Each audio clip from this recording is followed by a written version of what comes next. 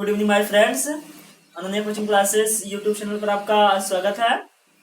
हमने बेटा अब तक आप पढ़ा था डू डज डिड का दूसरा यूज तक पढ़ा था। आज हम लोग सीखेंगे कि डू डज और डिड का तीसरा स्ट्रक्चर क्या होता है। तो चलो हम लोग सीखते हैं बेटा आज की डू और डज और उसी के साथ में डिड जो आपका आता है, यानी डू डज डिड का हम लोग तीसरा स्ट्रक्चर सीखते हैं। और देखिए बेटा आपको बेसिकली बताया गया था कि डू डज डिड का यूज कहाँ होता है, तो मैं आपके बाद फिर से बताना चाहूंगा कि डू डज और डिड का बेसिकली यूज कहाँ किया जाता है। तो देखिए बेटा आपको यहाँ लिखा गया use of do does did लिखा गया है।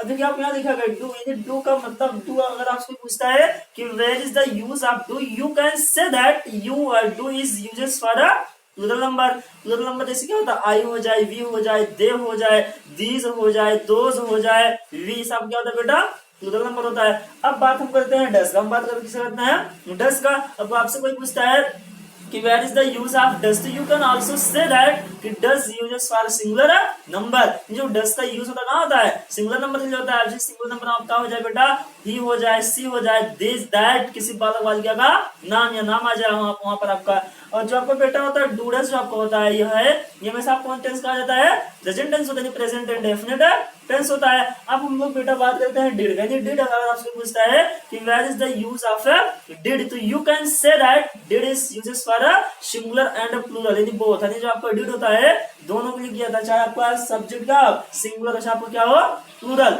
अब जैसे सिंगुलर में क्या आ जाएगा, ही आएगा, सी आएगा, किसी का नाम आ जाएगा, आपको क्या आता है सिंगुलर। अब यहाँ पे लिखा गया आपका प्लूरल क्या होता है, क्या जैसे आई आ जाए, वी आ जाए, दे आ जाए, ये सब क्या हो जाता है प्लूरल नंबर होता है। यानी आप कह सकते हो डिड पे कोई चार्ज नहीं होता है, यानी इस पे आपका चाहे एक बचना चाहे आपको क्या है बेटा वह बचना पे हमेशा लगाएंगे क्या, यानी डिड ही लगाते हैं। तो ये आपका था डू डस और डिड का बेसिकली यूज था। कोई भी आज पूछता है what is the difference between do does and did, you can say that do uses for a plural number, does uses for a singular number.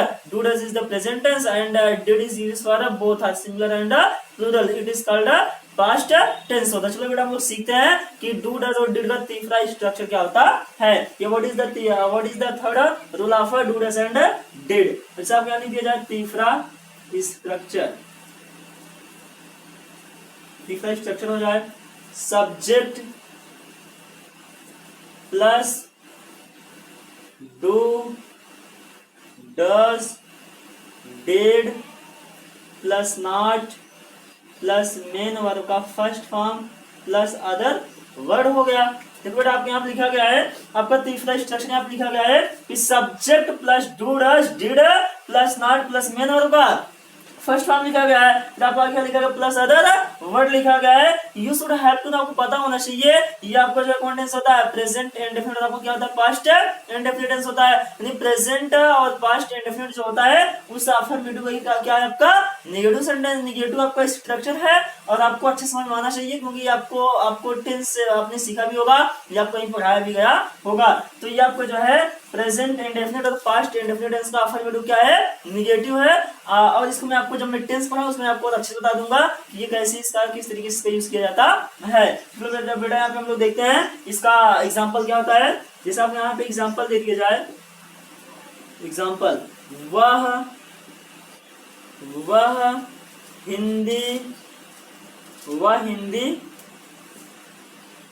वह हिंदी पढ़ती है।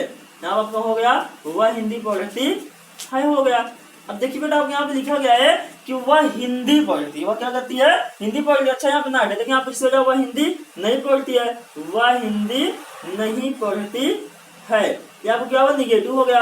अब देखिए यहाँ पे लिखा गया यानी कौन हिंदी नहीं पढ़ती है वह। अब बताइए इसमें सब्जेक्ट क्या हो जाएगा, सब्जेक्ट जो है बेटा यहाँ पे आपका सी हो जाएगा। देखिए ही मीन्स भी वह होता है, सी मीन्स भी होता है, और क्या होता है दैट मीन्स भी क्या होता है वह होता है। बट अगर आपसे कोई पूछता है कि what is the reason which you use C in this sentence, अगर आपसे कोई पूछता है कि यहाँ पे सी आप इस वाक्य में क्यों यूज किए, तो यू कैन से दैट, आप कह सकते हो बेटा कि ये जो सेंटेंस है क्या है, इस सेंटेंस जो बोध होता है किसका बोध होता है फीमेल का, इसलिए हम किसका यूज करेंगे सी का यूज करेंगे। तो यहाँ पे हो गया सी।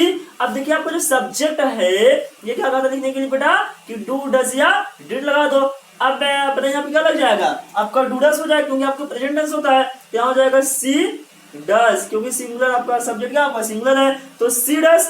अब जो आपका डू डज डिड ये क्या करता लिखने के लिए नॉट, हमने यहाँ क्या लगा दिया नॉट, तो आपका हो जाएगा सी डज नॉट। अब बेटा इसमें आपका मेनर का फर्स्ट फॉर्म क्या है, पढ़ना, तो पढ़ना क्या हो जाता है रीड, तो हो जाएगा शी डज नॉट रीड। अब क्या नहीं पढ़ती है हिंदी, यहाँ क्या हो जाएगा आपका हिंदी हो गया। तो ये आपका बेटा हो गया कि सी डज नॉट रीड हिंदी, ये आपको जो था मेन वर्ड का फर्स्ट फॉर्म, तो फिर आपका ये क्या हो गया अदर वर्ड हो गया।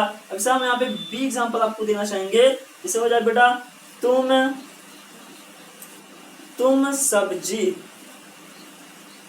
सब्जी नहीं काटते हो, जैसे यहाँ पे हो गया तुम सब्जी नहीं काटते हो। तब देखिए इसमें लिखा गया तुम सब्जी नहीं काटते हो, इसमें आपका सब्जेक्ट कौन है, कौन सब्जी नहीं काटता है तुम, जिसमें आपको क्या हो जाएगा सब्जेक्ट यू हो गया। अब जो आपका यू है क्या करता लिखने के लिए डू डस या डिड, यहाँ पे हम क्या लगा देंगे, यहाँ पे हम लगा देंगे डू, तो हो जाएगा यू डू। अब आपका जो डू डस डिड है ये क्या करता लिखने के लिए नॉट, आप क्या लगा दीजिए नॉट, यहाँ पे क्या हो जाएगा नॉट हो गया, तो हो गया यू डू नॉट, यानी यू कैन से दैट, आप ये भी कर सकते हो कि डोंट भी डोंट डजंट और डिडंट भी लिख सकते हो, यहाँ हो जाएगा यू डू नॉट। अब बताइए क्या है मेन वर्ड का फर्स्ट फॉर्म, क्या करते हो क्या नहीं करते काटना, तो कट, क्या नहीं काटते हो वेजिटेबल, तो हो जाएगा you do not cut the vegetable. अब आपके यहाँ पे तीसरा एग्जांपल हो जाए, जैसे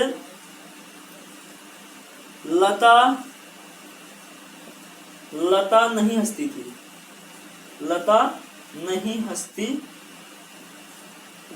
थी, इसे यहाँ पे आपका बेटा हो गया लता नहीं हंसती थी, ये आपको कौन टेंस हुआ, ये आपको जो है लता नहीं हंसती थी आपको कौन टेंस हो जाएगा पास्ट इंडेफिनिट टेंस। अब देखिए यहाँ पे लिखा गया सब्जेक्ट कौन हो जाएगा यहाँ पे लता हो गया।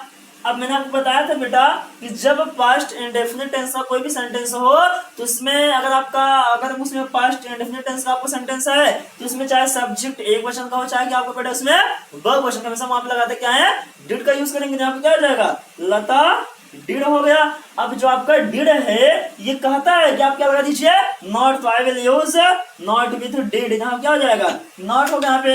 अब यहाँ पे आपका हो गया कि लता डिड नॉट, यहाँ पे आपका बेटा हुआ कि लता डिड नॉट हो गया।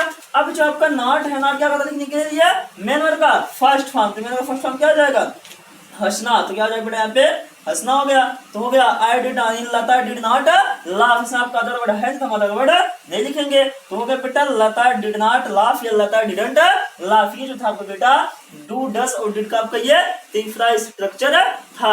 अब जो आपका अगला होगा मैं आपको अगली वीडियो में आपको बताऊंगा। Thanks for watching this video.